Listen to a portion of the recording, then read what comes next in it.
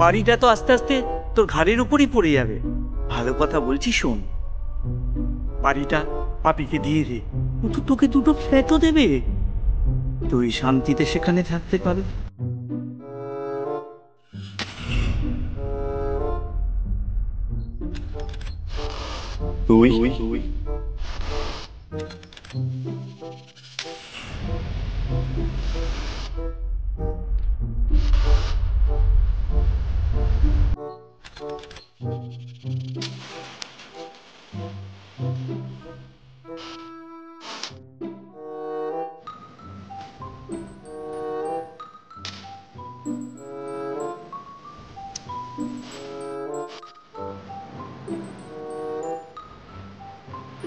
তুই তুই তুই দরজা ধাক্কা দিলি, আমি দরজা খুললাম না, তার মানে তুই ভেবে নিলি আমি পাপিয়ার সঙ্গে রাত কাটিয়েছি, তাই তো? মানে সকালবেলা গাঁজা খেয়েছিস তুই? এই, আমি নিজের চোখে দেখেছি, দাদা আমার সাথে ছিল, গাঁজা খেতে গেছি বলে মনে হচ্ছে তো?